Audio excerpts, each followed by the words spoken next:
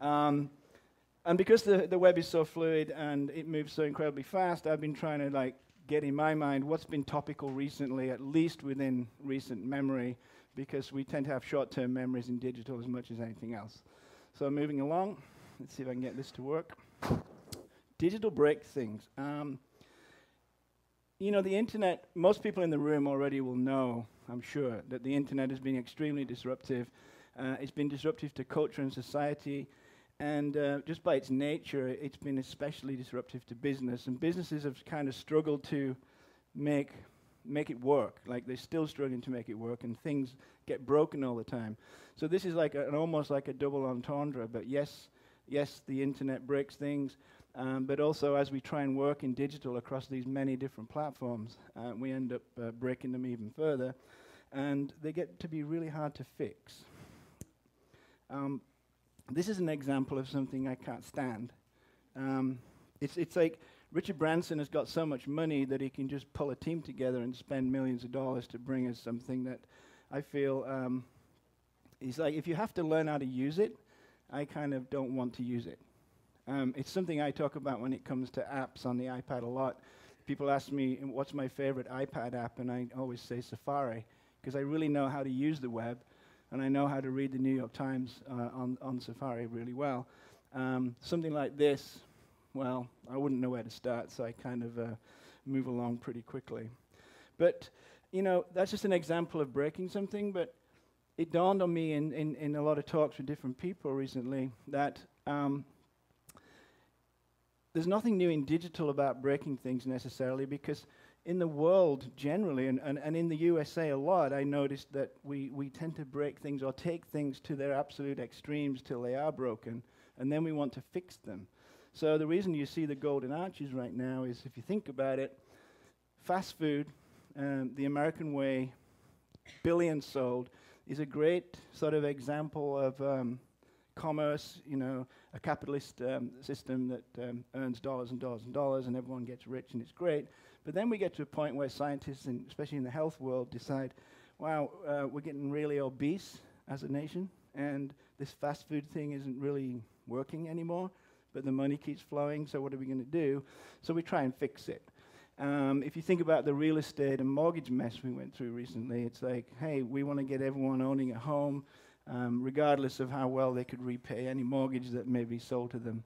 We got to get it done, and then we got to fix it. And there's a problem, an even bigger problem, if you think about global warming. Here we are running along, taking that to its logical extreme. Not quite sure how we're going to fix that. And then, you know, going back to digital, it's like this really puzzles me. And I'm going to get into talking about the iPad app that Rupert Murdoch just delivered in a minute, but it's sort of like AOL and the Huffington Post. So what have they done? I mean, I don't even know what AOL was doing before, except just aggregating a lot of news and putting it into certain sort of sections that we may or may not be interested in. The Huffington Post, meanwhile, a massive news aggregator, and apparently leans a bit more left than some of the news, you know, the other news you can get. But I'm not sure that either of those two companies were, I don't know if they were meant for each other ultimately, because it seems to me that AOL was just trying to build up its content so it buys the Huffington Post. But my memory of AOL was when it was America Online and it merged with Time Warner, really bad things happened. And it was a really big disaster. Now, I'm wondering if this race to the bottom in news, and there'll be a lot of journalists in here who probably agree with me, I'm sure, or people in the journalism school, this race to the bottom isn't going to benefit anybody as far as I can see. But the reason I'm bringing it up is $315 million, $15 million of which is in stock, the rest is in cash. It's an awful lot of money. So we'll see where that goes. And this all fits together, by the way, in case you're wondering where we're going.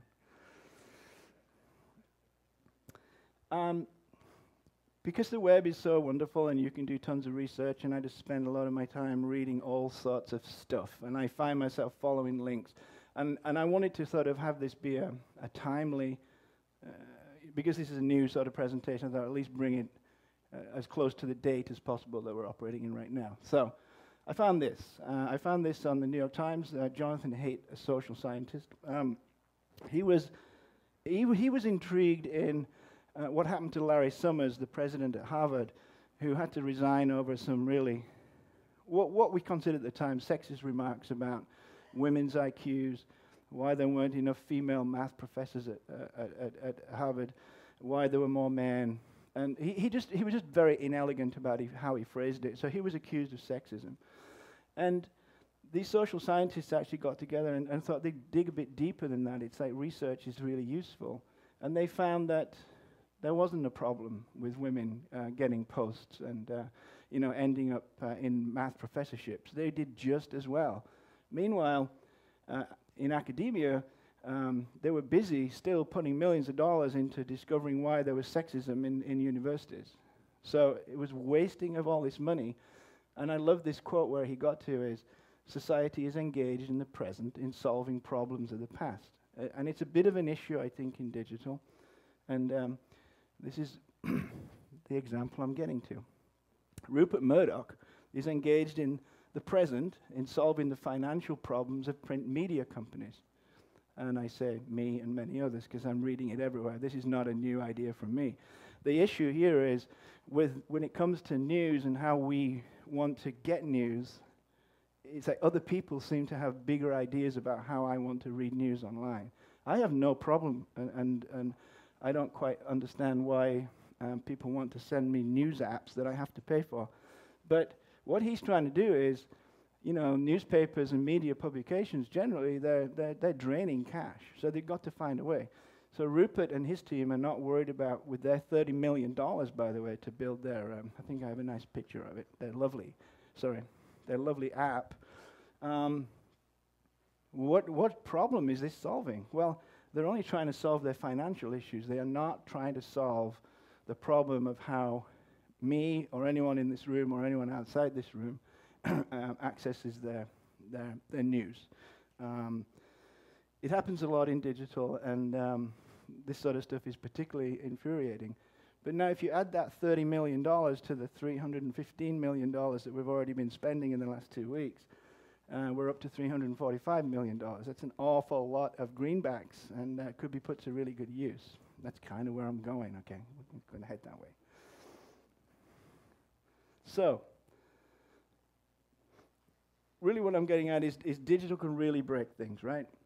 The problem I have with the apps that keep turning up that want to solve problems for me tend to be apps that have been designed by people who found the problem first when there wasn't one, and then solved it, and then tried to sell me an app, or created a free app even. But it's really difficult because if you think about the media, again, the media publications like Rupert Murdoch's outfit, the New York Times, I think the reason they've been struggling is that interface design on a device is different from print and from web.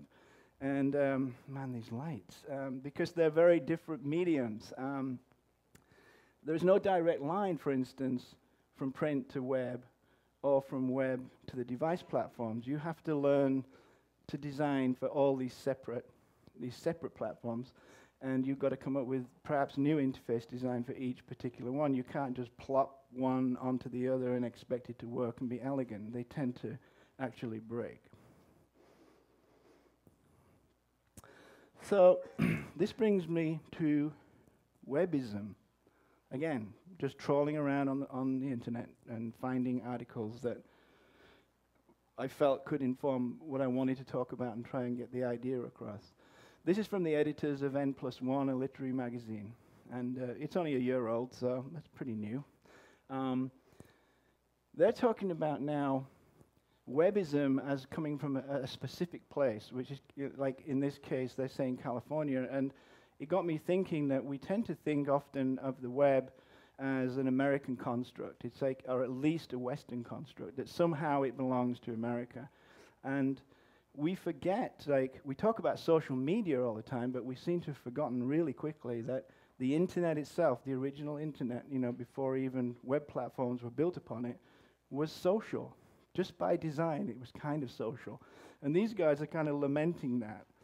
And what they're talking about here as well is like prior to where we got to specific place in webism was how difficult it was, but how wonderfully sort of exciting and incredibly positive the results were when technology sort of came together and brought us the web and mobile and wireless and handheld computing devices.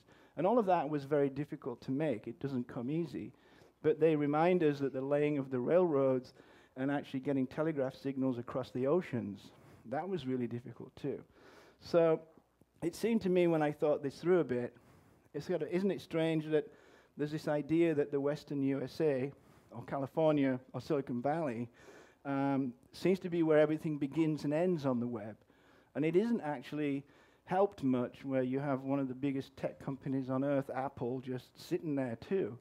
So I'm wondering now if we can't begin to think how we might get away from webism, American lenses, and all that money that I think just recently has been wasted, and trying to think of ways like the web can really break things and make things very different in a very different way.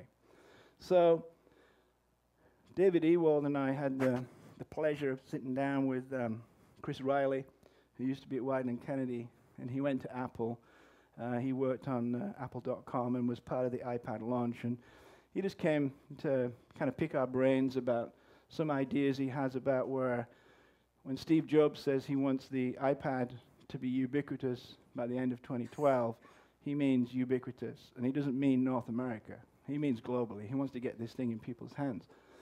Anyway, you know, we begin to think then, wow, what does global mean? Like the web is totally global. We've got to find different ways to reach different people in their own particular cultures, not an American or an English version of a website translated, then that's just not going to work. We've got to be there locally, working on the site, working on the platforms, working on the devices with local people so we don't become insensitive to people's cultures. I want to just quickly talk about the water pump. In the West, we tend to have great intentions to bring great devices to help third world countries get over certain problems. So the water pump story, I'll be very brief, is basically these things are delivered to villages, wherever the villages are, and they're put to use, and you would think, well, they're going to be used for that purpose. Well, other people had other ideas, like people, for instance, with a broken down tractor that couldn't get their fields tilled, realized this thing's got lots of cool moving parts in it, and boy, oh boy, that could fix my tractor. And there's nothing wrong with that either, but it just shows you how things can arrive, can be used in different ways. So I suppose I'm saying in a sort of big, fuzzy way, is the web could help us do this too. Because trying to, like, if you think about building a website in the US or Britain, or France for that matter, Germany, you can't just flip a switch and translate that website. You've got to be on the ground. And it's like if people who are worried about the water situation here were on the ground before this device arrived, they may have realized there's a lot of broken tractors too. What's going to happen? Then, who owns the sort of way we see other cultures? It tends to be television. It could be Life magazine, you know, through photography, the media, and obviously the internet and the web. And I don't want to get into Egypt right now because I'm really confused about how that's been discussed in social, particularly. But you know, you see an image like this, and this might have come on your TV screen, who knows? It tends to be a slightly cliched view, especially of Islam. Whenever there's a Fox News item, you get the minaret, you know, you hear the call to prayer, and lots of people, men, praying. And that's fine, but it's a kind of really tiny, tiny microscopic view of other cultures. And I got to thinking about images like this. It's like, how can we get away from the Western mindset if we've got $345 million on hand? Can we create a global app? Because we might be able to get to a place where we can look behind that veil. And then we have another image here that, you know, I don't know what's going through your mind right now, but I can give you some quick background. This woman lives in Southern California. So one presumes she's more Western in her dress and her activities. But at the same time, this could be the same woman who, when she goes back to her native country, dresses like this. And it's like, what I'm getting at here is, if we keep coming at things from the Western lens when it comes to development, when it comes to developing apps, when it comes to using the web, I think there's a huge opportunity to get beyond a lot of these stereotypes that we keep seeing. And we have to find a way, like, look at this guy. He's Pakistani. It's Christmas Day. They don't celebrate Christmas Day in Pakistan. It's sort of, where's this taking us at the end, where we've got to find new ways to use the web. If digital breaks things, let's break it in a really positive way, would be one idea. And just to wrap this up, I know that's probably a lot of stuff to try and get through in 18 minutes and sink in, but I just enjoyed sharing it. To sum it up, it's like, if we're looking at one worldview, then we're limiting all possible horizons. And that just seems wrong on the web to me. It seems that the web has got much more capacity for bigger and greater horizons. And then what we could achieve via the web, if we put our minds to it, is extend those horizons. And really, tonight, this talk of mine, in a sense, is to try and inspire the students in the room. It's like, we've already this week, I think, gone through so many ideas of getting beyond advertising. Well, now how can we get beyond this Western construct of the web and start to build, perhaps, hopefully in the next few years, the world's first global app? Thanks for listening.